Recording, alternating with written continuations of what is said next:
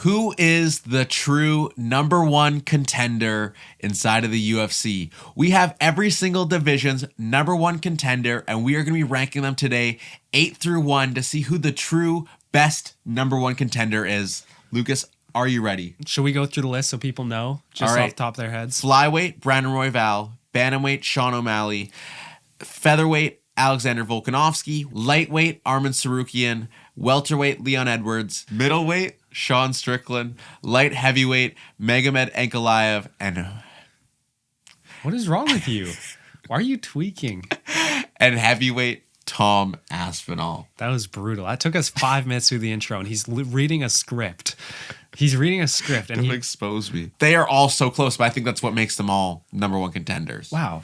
That is insightful. It's like you almost said it 10 seconds ago. Yeah, no, but honestly, I'd say number 7 and 8 are neck and neck. No. And number 1 is going to get me roasted in the comments. I'm going to get flamed for this. Number 1 might get me roasted. All right, well, let's get into it. Do you want to start us off with number 8? Number 8 pick? Brandon Royval. Oh, wow. We are going to have very different opinions. I can already tell.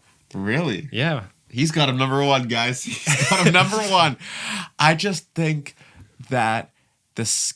I don't even know. Like, this is... It's vibes. It's it vibes. Is, I was literally going to say this is a vibes list. Vibes tier list. I just think that he just doesn't have anything that really, like, sets him apart as a fighter. You know, what is his best trait? His scrappiness, his raw dogness. Yeah. I feel like I said that in another video. You love saying that. But it's like, I realistically don't see a world where, I mean, we're not really basing this off of how likely they are to beat their champion. No, we're more doing like pound for pound skill. Pound for pound style. And like, you know what, he does have a good resume. You know, he's beaten a lot of the top guys, but it's also, maybe this is just all pure flyweight tax right now. It is, yeah. But it's like, I don't know, just the vibes I'm getting here, he's 8. All right, well, my vibes for number 8 was Sean Strickland. Ooh. Hot take. I'm not high on him right now. It fluctuates for me. You know, he had a split decision with Paulo Costa, who's now ranked number 11. Granted, that was a bad judge, but I just don't love his style for beating many people. I don't think he beats Dricus. He hasn't beaten Dricus. He's already lost. I don't think he beats Hamzat. I don't think he beats Imavov. I don't love his chances in this division. It's like, this is so tough. His skill set is really jabs and teeps as much as we clown on it. That really is what he relies on. And against a strong wrestler, I just don't see him performing very well compared to lots of the other guys. I do think wrestling is one of the strongest bases. But at the same time, now that I'm looking at my list, like, one of the higher up guys doesn't really have much wrestling. So maybe I'm just lying to myself. It's also vibes. It's also the division, you know? Yeah. Like, I did take into account a little bit of the division, like how stacked they are against each other. Because if you look at light heavyweight and heavyweight, obviously those guys don't have as much competition. Yeah. So yeah, that's my number 8. All right, my number 7. This might make some people mad. Magomed Ankalaev. Same. Okay, good. We say the same 5 things when we're talking about Magomed Ankalaev every single time we talk about him. Over the last two years, win over Rakic, not impressive. Draw with Jan Blachowicz. Yeah. That's what he's done. And the Johnny Walker. Oh, sorry. How could I forget? No one does that to Johnny Walker. Johnny Walker KO. Yeah. Thing that no one's ever done to him before. You know, no one's ever cracked that chin. But it's like, he's just good. He's a good striker, a good wrestler. Yeah. We're in an era of the UFC where the fighters at the top are more skilled than ever. And I just don't think he has the skill set. And I just don't think he has anything that puts him over that hump. Yeah, for sure. His wrestling is overrated, and his striking is it's good. It's not elite. It's like, you know, when you have elite level, if you have elite level striking, it's okay to get away with mid wrestling. And if you have elite wrestling, it's okay to get away with bad striking. Let's be honest. I don't think Ankalaev has the takedown ability, especially in the first couple rounds, like when they're both fresh. Ankalaev isn't just good at shooting a double leg takedown. That's not what he does. So, you know, if you look at the Pereira matchup, or even like a Yuri matchup or Jamal Hill matchup, he is going to strike with them in the earlier rounds. And then that leaves him open to getting KO'd or even just losing first 2 rounds. And if it's only a 3-round fight, then he loses the fight. Well, yeah. And I think that a fight against Yuri is a tough fight for him, you know? Yes. Yuri's ground game is very underrated. And I think that Ankalaev probably has slightly better ground game, but like Yuri is someone that it's a tough fight for Ankalaev just because I think that Ankalaev literally has taken 0 risks in his career when he's fighting in the cage. Yeah. And Yuri is so unpredictable. Jamal Hill, I think Ankalaev would actually beat Jamal Hill just because. Oh, for sure. Jamal Hill is so slow with his striking and Ankalaev slow with his striking, so it's like maybe he could outstrike him, but like I don't know. He just vibes. Not anything special. Yeah. You know, not a hot commodity at Dodson's corner. Yeah, we're not on that Ankalaev bandwagon. No. All right, my number 6, a guy you already mentioned. This is where I have Sean Strickland. Okay. I just think former champion, you know, you got to take that a little bit into account when you're looking at almost all of these guys are former champions. Yeah, by the way. I think it's outside of Tom, who is a champion technically. Yeah. And Ankalaev hasn't been champion. That's it. Yeah. Armin as well. Either.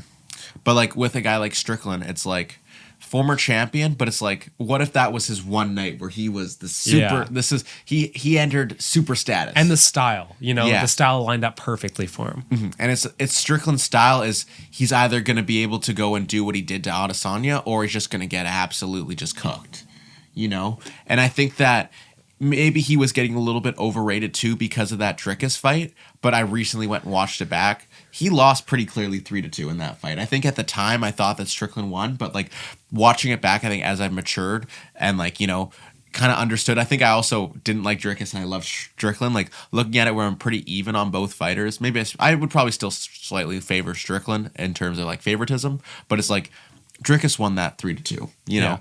So I think that people were holding on to that too. They're like, oh, he got robbed too. So it makes you seem better. But it's like, he really doesn't have any good matchups at the top outside of Adesanya, maybe in a rematch. But I still think in a rematch, Adesanya has the power to take out Sean. Because Sean leaves his head open way too much. He doesn't have the greatest striking defense. And then Barajo, just because I think Barajo just isn't quite at that level yet if we're looking at the top fighters. But like, I don't know. I just think that he has great wins, but he's also lost to great people. You know, he's lost to Pereira. He's lost to Dricus, you know? Yeah. So. Yeah, it's tough. All right, my number 6. We have the same bottom rankings. I have Brandon Royval. Okay. So pretty similar. Similar to what you said, he doesn't have like an X factor where he's like so much better at wrestling or so much better at striking. It's really just the well-roundedness, you know? Like if I compare him to someone like Ank, he has a better striking compared to Ank for the division. And I think he has great scrambles. I wouldn't say he's good at wrestling necessarily. Like he's not a super strong wrestler, but the scrambles, takedown defense is second to none in that division. So I just think that comparatively, if we did a pound for pound style matchup, Ankalaev striking is pretty weak compared to someone like Brandon Royval. Well, and I think you even have to look at that Brandon Royval fight versus Tyra. How he's able to just hang in there on the ground in those body locks for so long. Yeah, great defense. Unreal. Similar to what we saw Dustin be able to survive against Islam for so long. It's like, wow, even though he is losing the round, it's super impressive that they, after 20 minutes on the ground, he can't find anything, right? So I do rate Royval very highly. I think he's a very underrated fighter because he lost a split decision to Pantoja. Other than that, he's had incredible success in the division, and I think that gets overlooked a lot. Yeah. All right, moving on to my number 5. So I have Leon Edwards. Is this for you, have Leon Edwards? Let's find out. Guess what? I have Leon Edwards at my number 5. This was kind of just like the perfect spot for him, you know? I like how you just knew that I was going to have Edwards. I just felt it. I was like, this is the spot because I think that everyone above him at this point is just a little bit better. Yeah. You know, and I think that it also doesn't help Leon that he's in such a tough division. Yeah. You know, over his next 4 fights, he could go 2-2 and it wouldn't even be that bad. No. You know, just that's how good welterweight is. And especially with Leon Edwards with having one game plan. You know, he has one style. He cannot switch it up. We saw him have to try to switch it up against Bilal Muhammad. He couldn't do it effectively. The fact that he was even able to go undefeated or unbeaten for so long is so impressive. With the lack of diversity in his skill set. And if he didn't have that eye poke foul against Bilal, man, if he would have beaten him, that's massive, dude. That's massive. Yeah. But yeah, Leon, I'm not that high on him honestly, a lot of it is because of his age. Like, I just don't see him improving and getting back to that title shot.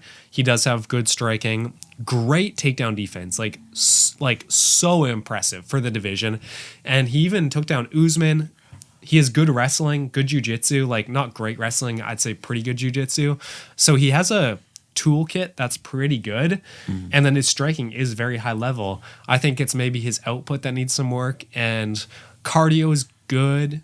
It's decent. I think my biggest knock on Leon, and I think this is going to drastically affect him as he gets older, I've just never seen heart out of him. Yeah. I just don't see heart. And I think the perfect example of this was that Colby Covington fight. The guy said some terrible things that, like, even like people like Sean Strickland were like, why, like, you know, you don't say that kind of thing.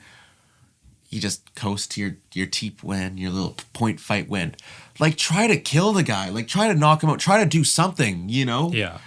No heart. No, just, you know, like that emotional, like, you know, I think it can be that X factor. Yeah, you know, like that just like that will. I just don't see that will to win. And I think that we didn't see any heart in that Bilal Muhammad fight. No. You know, you look at other guys who are at this elite level who are just getting destroyed. You see a little bit more. It just seemed like Leon was like, it almost seemed like he accepted it. Yeah. Mid-fight. So. And at the end of the 5th round, Leon starts winning. And you're like, where was this in the 2nd round? Yeah. So annoying, dude. He's frustrating. All right. Let's move on. Number 4. Hopefully this is another list where we have the exact same. I don't think so. No? Okay. No, definitely not. Who's your number 4? My number 4, that's where I have Arman Sarukian. Okay. This is where I have O'Malley. Okay. That Charles win. Unreal. Dariush win. Good. You know?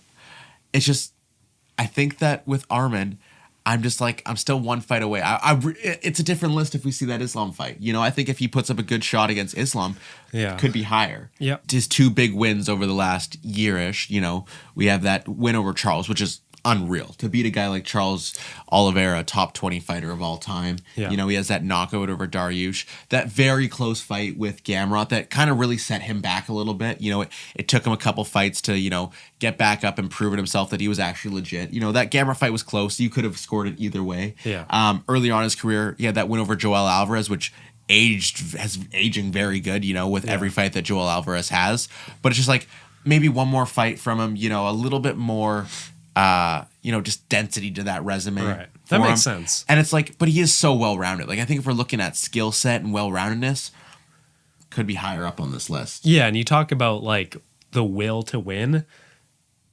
Opposite from Leon. The dude will not quit. Well, and I the only thing, too, is, like, I'm just a little bit cautious about the weight cut. It could screw him in a future fight. Like, if he's coming in so jacked, that's not what you love to see out of a 5-round fight. No. You know? It's tough, man. Like, those pictures a couple days before were just like, how is he ever going to cut the weight? Well, and he's missed the weight in the past, too. Against Matt Favola, he missed weight in that fight. So it's other than that, he's been good. So you can't really dock him that much. But he's never looked this big. No, he hasn't. He's always been ripped, but, like, this was a different level. Yeah. The real-life Batman. This was Mr. Olympia. Cryo tank. Crypto tank. For me, O'Malley, he's really good. It's just that massive hole in his wrestling game. Like, he has good jiu-jitsu, but the wrestling is just tough when you're that lanky and you don't, like, he doesn't have a good build for wrestling. You know, you're not going to see a wrestler that's 5'11", 135 pounds. That's just a fact. He does have that pinpoint accuracy, which kind of gets him out of a lot of tough positions. You know, like we always say, he could go in that Merab fight and he could realistically win it because of his high level striking. So that's like his X factor, which bumps him up the list a lot. But then if you look at the rest of his division, it's like, if I put him in a pound for pound style matchup with Arman, I'm taking Arman every time. Yeah. So I couldn't put Arman above him. That's true. Or sorry, I couldn't put Arman below him. I think stylistically, it's not the best. Yeah. But I think I'll move on to my number 3 because we're already talking about it. I have Sean O'Malley at 3. It was kind of just like what he's done. I just think he's done a little bit more. He has that. He was a champion. He has a title defense, although it's over Cheeto Vera. And it's like, I think with O'Malley's skill set, he could realistically go out and beat any single person in his division. I struggle to find Arman beating Islam just because I don't think he has like that. He doesn't have that one thing that's super elite, you know. I think that Arman's just great at everything, you know, and like I don't really trust, you know, he had that KO over Dariush, but it's like You know, I don't think he couldn't go and knock out Islam. Right. Where Sean O'Malley could realistically, if he's fighting Merab, he has a chance to crack Merab and to knock out Merab. Realistically, in fighting Umar, he could potentially knock out Umar. You know, I think that, and then he has that win over Peter Yan, which is his best win. You know, I mean, if Umar looks like he did in the 5th round against Sean, he could get a 5th round KO. Yeah, so you know, wins over Peter Yan, Aljamain Sterling, both former champions. Yeah. Vera, pretty similar win to like on a level with like a Dariush win. You know, yeah, like, that's fair. Like a good guy, but it's like that's not who you should be fighting for. No, I like that's not a bad take. I like that. It was close. It was close. Like even before we filmed, I was like, oh, maybe like Armin pound for pound. Like if we're looking at them to fight each other pound for pound, Armin wins that fight. But just like it was so close for me, and I think that he was former champion. A little bit higher pound for pound for me. Yeah, at my number 3, that's where I have Armin as well. So we just switched them around. I think everything you mentioned, he's good. That resume doesn't have like the most high level wins. I do think Joe Alvarez and Matt Vervul are decent. Mm-hmm. And then his debut fight against Islam, like that was a great showing, even though he still lost. The loss to Gamrot is like one of the closest fights in the recent years. And then from that point, he went on a great streak of winning, and he did Charles dirty. He did Dariush dirty. He's doing all the nice guys dirty. That KO round 1 over Dariush was like when he started to pick up a lot of steam. And then Charles Oliveira, again, Armin somehow likes to have close fights a lot of the time. He loves it. And like that will to win, I think what motivates him is getting back to Islam. Like he needs that revenge on it. So that pushed him through the Charles fight. So his grit is really good. Striking is probably subpar, especially for lightweight. Like I don't know if I call it subpar. It's good. For lightweight. It's pretty average. Like the top 5 of lightweight, he has subpar striking compared to all of them. His flexibility is insane. His takedown defense, like when he just goes whoop, the leg goes straight up to his face. I mean, yeah, it's crazy. All right, moving on to my number 2. That's where I have Alexander Volkanovski. Yeah. On this list, if we are looking at it, who is the best fighter on this list? It's Volkanovski. And I think like to partially reason with why I have Volk at 2 and not 1, I have to wait until I get to my number 1, but we'll talk about that in a couple minutes. But Volk, forever criminally underrated. I think all-time criminally underrated. I think his wrestling all-time criminally underrated. His striking all-time criminally underrated. Able to keep up with Islam wrestling and able to outbox Max Holloway. Yeah. Like, and maybe he's obviously not that same version of Volk. You know, he suffered some brain damage, you know? Spent maybe a little bit too much time in the kitchen cooking, not enough time on the mat, you know, in the octagon. But it's like, it's still Volk. Like, Volk is so good. If Ilia Topuria didn't exist, we would have had another year of Volk as champion, you know? Yeah. Like, we just have 2 guys who are right now the 2 best fighters inside of the UFC who have beaten him, you know? And that's the point that Volk's at, where he's not a top 5 fighter, but he's still probably is a top 10 fighter inside of the whole UFC. You know, he's still amazing. You know, you put him up against a Lopez, you put him against Holloway, you put him against Evloev. Probably he has a good chance to beat all 3 of those guys, you know, inside of featherweight. Just his skill set, his well-roundedness is just elite, you know. Only thing is that chin. Yeah. Well, at my number 2, I have Tom Aspinall. So I couldn't put him above Volk because of the lack that we've seen of wrestling. He does have a submission win against his Volkov. jiu-jitsu. We've seen his jiu-jitsu. Yeah. Wrestling, and it's super good. But and also the cardio and the pace, right? Great pace to start the round and to end the first round. We've only seen him go into the second round against Andrei Arlovski one time, and then he finished it instantly with a submission. So he has a good IQ, I think. Like he has a very good fight IQ to know what to look for. Striking wasn't working against Arlovski for some reason. I'll submit him. Like adaptable for sure. But I just cannot like get over the fact that we haven't seen him in a 3-round fight or even a 5-round fight. You know, we've never seen him go that distance. Heavyweight, you usually don't need to, but if someone drags him into deep waters, like Jones, Almeida, it's like, can he still have that insane speed across all 5 rounds? Yeah, because he's always moving, which is very rare for heavyweights. You don't see heavyweights moving on the pattern that like the what is it, 6 to 9 that Tom Aspinall's moving on, you know. And if he's going into the 4th round, You don't see that. No. You see him standing still. Which is just like an average heavyweight. Yeah, exactly. But who knows if that leaves him open to takedowns. And, I'm sure he trains for 25 minutes all the time. So I don't want to doubt his cardio, but it's just not proven. In a fight, it's completely different. You have adrenaline. You have adrenaline dumps. Like, if you don't have that experience of going 5 rounds in the octagon in a title fight, and Jones has it 10 more times. Than anyone else. Yeah, more than anyone else. Like, that's going to be a tough fight if it goes past 2 rounds. Yeah. All right, moving on to my number 1. This is where I have Tom Aspinall, and it might be a cop-out, but he's an interim champion. He doesn't deserve to be a number 1 contender. He truly does deserve to be the champion. And because he technically has a belt, although it is an interim championship belt with a title defense on it. Yeah, it has a little ruby on it. I was like, he has to be number 1. He's not the most skilled fighter on this list, but that's just not what heavyweight is. No. Outside of John Jones and DC, they were anomalies inside of heavyweight in terms of skill. But what he does he was elite. Shortest average fight time in UFC history. It's one of the stats that you have to bring up every time you talk about Tom Aspinall. He is just significantly better than every single heavyweight in the world outside of John Jones. And I mean outside of UFC, Francis Ngannou, the 3 best. And there's no one else that even compares to those 3. So we're looking at the gap. He has a bigger gap between any of the other contenders than anyone else on this list. Yeah. And he's also a champion. He's a champion. The gap is massive to his skill set. But if I look at it pound for pound, I think Volk is still by far the most skilled fighter on this list. Yeah. Is Volk your number 1? Yeah, Volk's my number 1. Make it official. Say it loud and proud. Own it. Volk is my number 1. Own it. I'm not proud of it. Own it.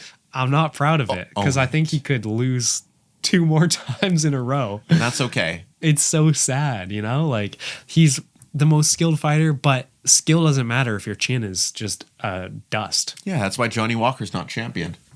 Exactly. Yeah. Dude has genetically cracked out of his mind, and he just cannot win for the life of him. And that's about to be Volk. Volk is the new Johnny Walker. I don't know if Volk got the genetics. He got the short end of the stick on genetics. See what you did there. Short end of the stick. Sorry to any of the short kings out there. We love you.